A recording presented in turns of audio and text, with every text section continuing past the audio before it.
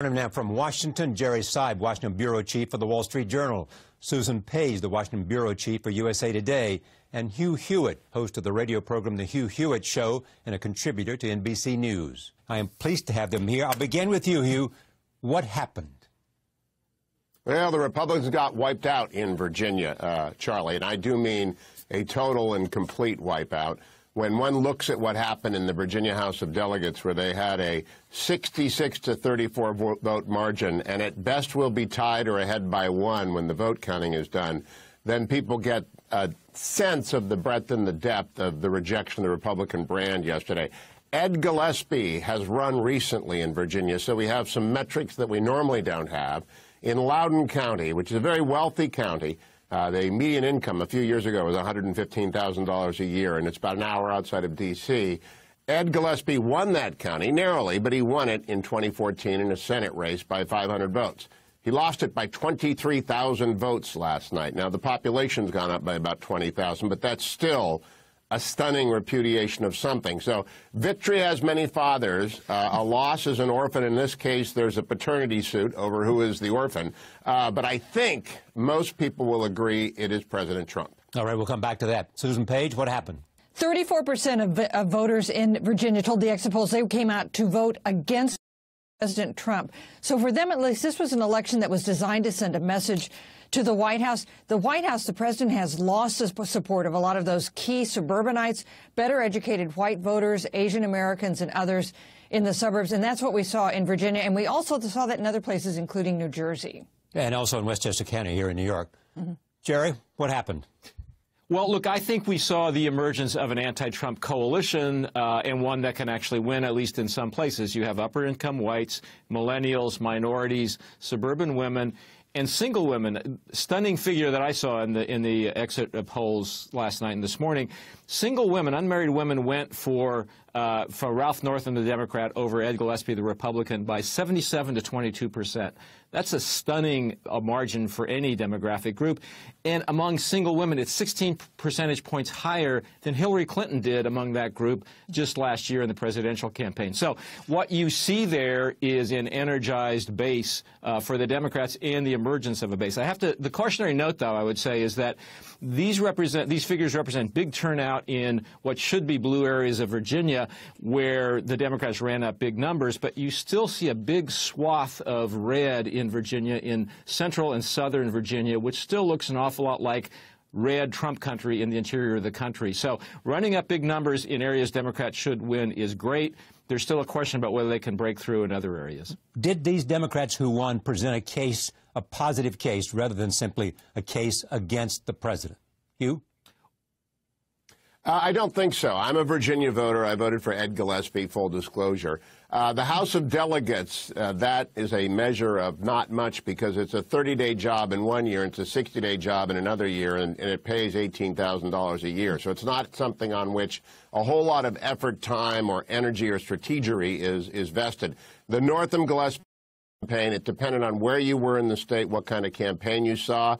Up in the suburbs of Virginia where I live, it was a campaign about tax rates and about traffic. In other places, about Confederate memorials. It was just a melange of different campaigns. I find it difficult to characterize Governor-elect Northam, as other than a gentleman in the Southern style, and Ed Gillespie as other than a gentleman in the Southern style. They're both very affable.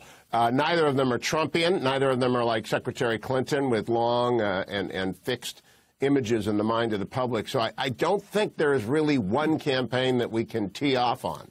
Well, what about the fact that the Gillespie commercials, certainly in the last several weeks of the campaign, seemed like Trumpian commercials? Oh, yeah, I think that... Go ahead.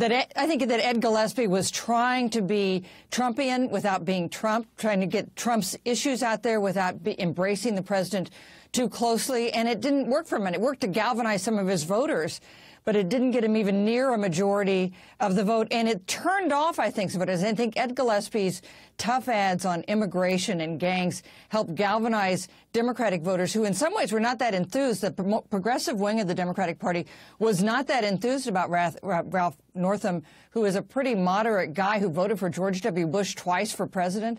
But I think that the fact that Ed Gillespie used some of Trump's cultural issues got some of those voters out.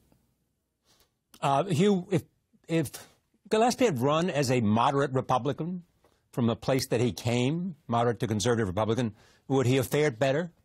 Or is it simply not the year? There was a nasty primary. He couldn't do it. There was a nasty primary where he ran against a pure Trumpian candidate.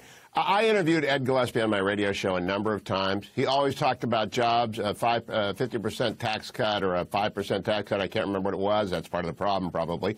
And about the military buildup necessary for Norfolk. It was very ABC Republican center-right campaign. Now, there may have been other ads playing in different demographics, but I think he ran as a traditional Republican, and indeed some of the Trump critiques of him is that he did not embrace the president. I'll tell you part of the problem, Charlie. The Republican Party as a whole has an image problem. They haven't gotten anything done in the United States Congress. Zero zip, other than the confirmation of Justice Gorsuch. And so this tax bill becomes a must-have if they want to avoid having happened to their Republican Congress what happened to the Virginia House of Delegates.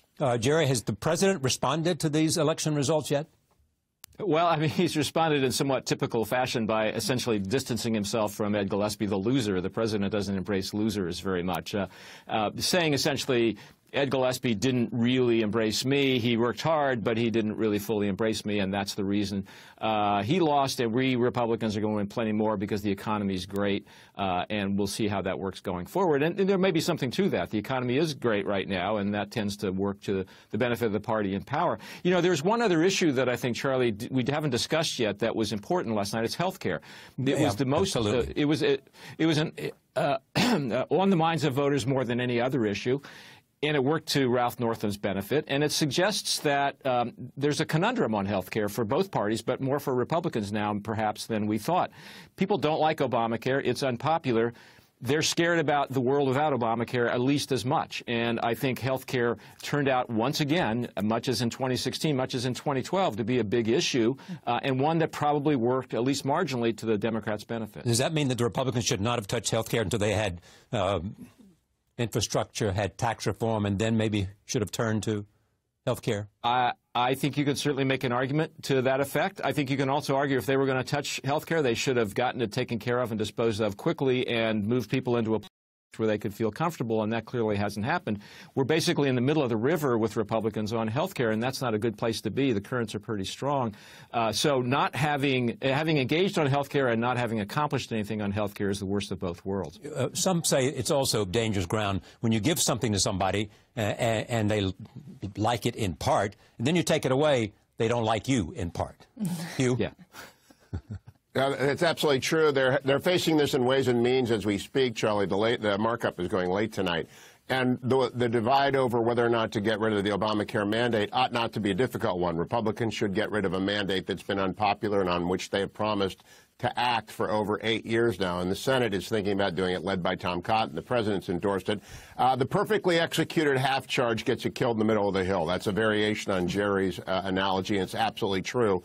And they've got to get their act together because they are not delivering, which demoralizes the traditional Republican electorate at the same time that the Trump campaign and the Trump people. This is a coalition government, the congressional Republicans and the Trump Republicans.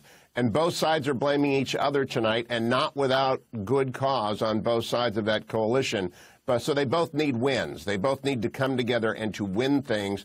A year is a long time. 2 more data points. The Republican won handily in Utah in an open congressional seat, just like they have in every other red off-year congressional election.